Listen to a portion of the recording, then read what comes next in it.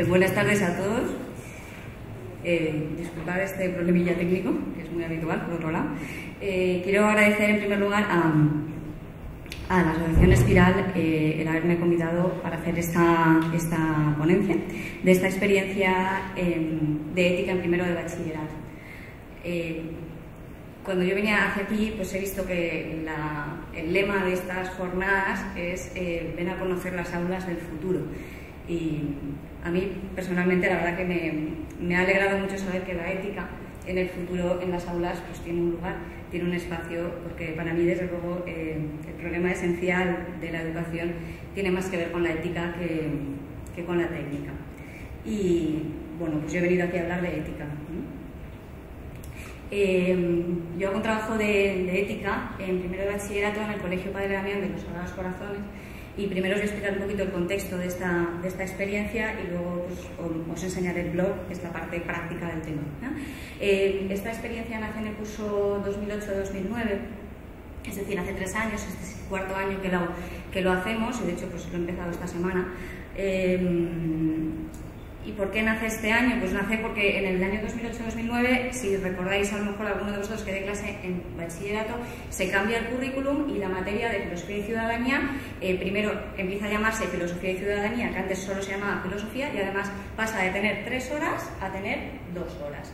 Con lo cual eso conlleva una serie de problemas de ajuste del profesor al temario. Los libros de texto, pues a mí no me dan una respuesta a este problema, porque siguen teniendo la misma extensión que antes, pero tengo 1 hora menos para hacer la materia, y entonces yo tengo que estar pensando, imaginando cosas para poder resolver estos problemas continuamente, ¿no? Por otro lado, la materia también empieza a tener una componente de ciudadanía, y la ciudadanía y la ética pues van muy relacionadas, ¿no? En el colegio, además, en el ámbito de la ética se hacen otros 2 proyectos relacionados, que son un cuarto de eso, que son proyectos cooperativos que tienen que ver con la bioética, y además, en primero de bachillerato se hace un programa de acción social en el cual los alumnos bueno, pues se busca que tengan un contacto con la realidad directa de nuestra Barcelona bueno, más injusta, ¿no? Que vean un poco esa cara de la pobreza en nuestra ciudad. Entonces, en este contexto nace el proyecto de ética, ¿no? Y entonces la ética tiene una serie de conceptos básicos que están aquí puestos, un poco un batiburrillo de conceptos, y entonces los alumnos tienen que aprender todo esto. Yo me encuentro con que tengo que enseñar todos estos conceptos, y los chicos tienen que asimilarlos y saberlos relacionar con su entorno inmediato y con su entorno también lejano, es decir, con su ciudadanía local y además con su ciudadanía global, ¿no? Entonces yo lo primero que hago cuando presento el proyecto a los alumnos es ponerles una diapositiva semejante a esta y les pido que me digan pues, cuáles son las palabras que más les llaman la atención para ver un poco, que tengan un poco una toma de contacto, ¿no? Aparecen cosas como moral, porque moral es filosofía moral en realidad, es lo mismo que ética. Aparece el concepto de la libertad, son grandes preguntas que tienen que ver con qué es lo que debemos hacer, cómo debemos comportarnos. Estas preguntas son preguntas muy importantes en la vida de una persona, ¿no?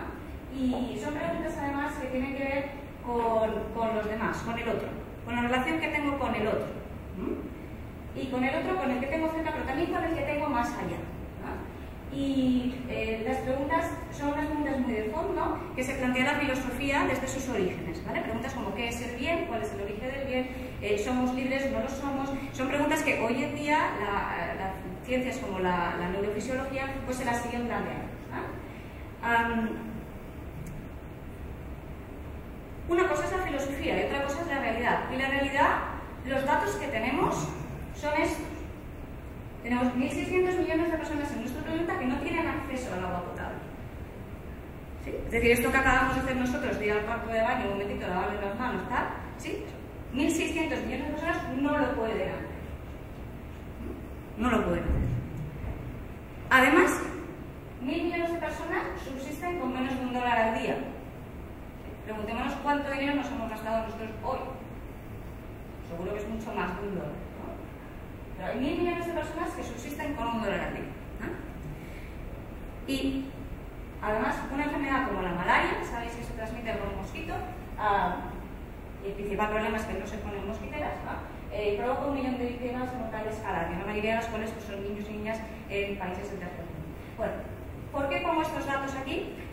Porque son datos que tienen que ver con la filosofía moral, es decir, con la ética, son datos que están ahí, son algo más que datos, son personas, y los alumnos, mi idea es que los alumnos tomen contacto con esa realidad, tomen posición, lo sepan analizar, sepan qué es lo que está pasando ahí detrás, y a partir de ahí ellos argumenten y se posicionen, ¿vale? Entonces, estas son mis preocupaciones como profesora de filosofía. Pero mis alumnos tienen otras preocupaciones diferentes, ¿vale? Que luego os las cuento después de esto. Vale. ¿Qué debo hacer? ¿Sí? ¿Qué debo hacer yo como profesora? Los alumnos están preguntando otras cosas. Se están preguntando, por ejemplo, pues si esto entra en el examen. ¿Sí? Es una pregunta fundamental y una pregunta muy importante, por cierto. ¿Qué entrará en el examen? Es una pregunta que ellos siempre se hacen. Otra pregunta es ¿cuánto me tengo que esforzar? Porque hay el que no se quiere esforzar nada y luego hay el que lo va por nota y que se quiere esforzar y quiere sacar una buena nota. Una pregunta también importante que se plantean ellos. Otra pregunta es ¿esto para qué sirve? Pregunta básica y muy importante también, porque cuando una cosa no entendemos la función que tiene, pues no nos interesa. Y por último, la cuarta gran pregunta que ellos se plantean es ¿esto qué tiene que ver conmigo? ¿No? ¿Sí? Todo lo que he explicado antes, los conceptos básicos de la filosofía moral y lo que pasa en la realidad, los problemas de tipo ético, ¿qué tienen que ver conmigo como persona, como alumno de primero de bachillerato de Barcelona? Entonces yo a partir de todo esto hago una reflexión y pienso que bueno, vamos a hacerlo de manera, como he dicho antes, de manera coherente, ¿va? Y vamos a intentar que la manera que tengan ellos de aprender todas estas cosas sea coherente también con el valor que yo les quiero transmitir.